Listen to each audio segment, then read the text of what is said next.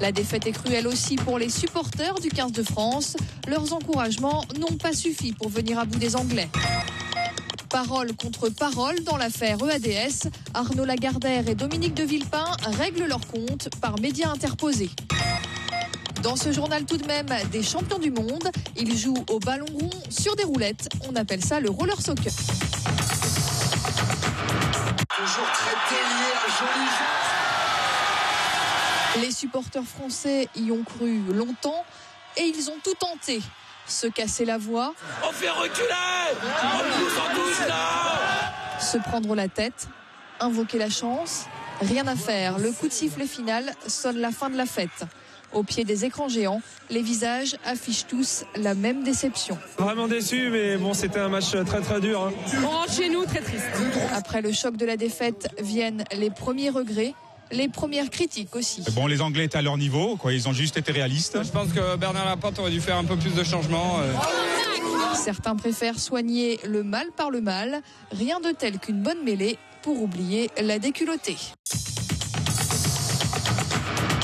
Yes, God save the Queen. Le malheur des uns fait le bonheur des autres. Dans ces deux couples d'amis, les dames sont françaises, les messieurs sont anglais. Moi, j'ai suggéré à mon mari que s'il voulait éventuellement dormir ce soir, il pouvait dormir dehors. Mais peut-être une coupe de champagne français réussira-t-elle à apaiser les tensions, même quand elle est servie par un anglais. Dans ce petit village du sud-ouest où de nombreux sujets de Sa Majesté ont élu domicile, le coq et la rose ont livré un combat acharné avec le résultat que l'on sait. L'Angleterre, magnifique, encore une fois. Oh, nous sommes très très contents. En terre 100% anglaise, sur les bords de la Tamise par exemple, l'exultation des supporters en fin de match se passe de commentaires.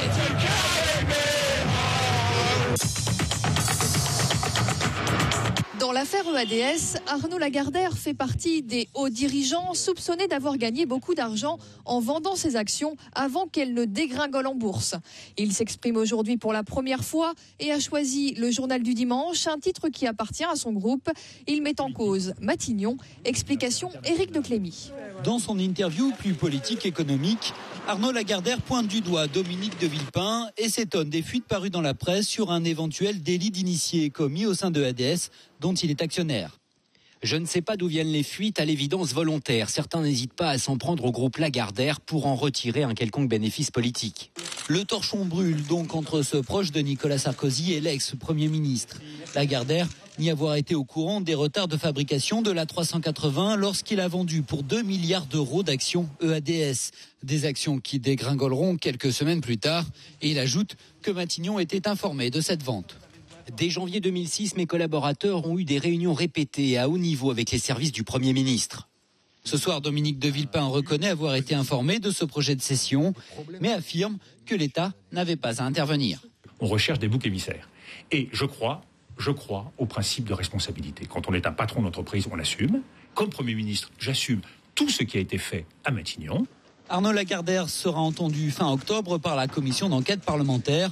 En attendant, il sera présent demain à Toulouse pour la livraison du premier A380 à Singapore Airlines. La mobilisation contre le recours au test ADN pour les regroupements familiaux prend de l'ampleur. 6000 personnes sont réunies ce soir au Zénith de Paris pour un meeting-concert à l'appel d'SOS Racisme. Des politiques de gauche, de droite et des artistes, Isabelle Adjani, Tommy Bugsy ou Josiane Balasco. Tous sont venus protester contre la politique du gouvernement en matière d'immigration. Parce qu'en ce moment, quel est le plus gros problème en France ? C'est l'immigration. C'est faux.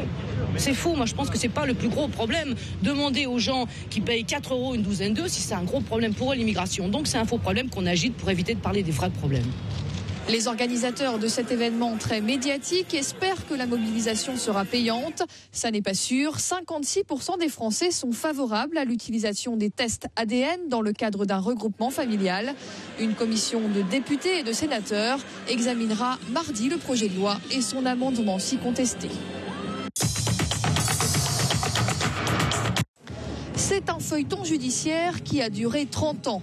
L'énigme autour de la disparition d'Agnès Leroux, riche héritière d'un casino niçois.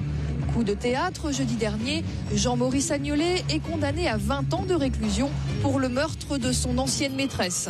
Ce soir, Secret d'actualité revient sur cette affaire aux multiples rebondissements. Pas de cadavre, pas d'aveu, l'ombre de la mafia et des soupçons sur Agnolet qui avait pris le contrôle de la fortune d'Agnès Leroux. Le frère et la mère de la jeune femme s'expriment pour la dernière fois tout à l'heure dans Secret d'actualité. Meurtre d'Agnès Leroux, l'amant condamné 30 ans après, c'est à partir de 23h sur M6.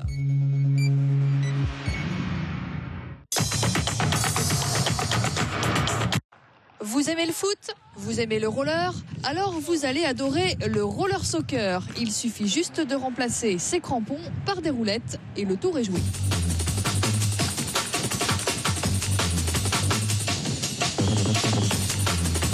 Enfin presque, car ce sport hybride, tout droit en provenance des États-Unis, demande quand même une solide technique de glisse.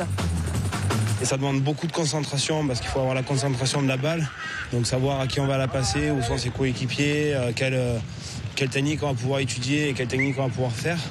Et puis en même temps faire attention à ses patins, de ne pas s'encombrer les pieds, de ne pas se fracasser la tête, quoi.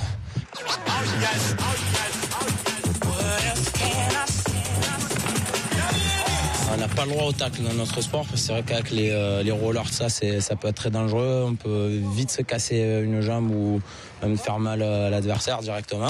La France compte 300 licenciés, c'est peu, mais ils se défendent bien. L'équipe marseillaise a été sacrée championne du monde l'été dernier.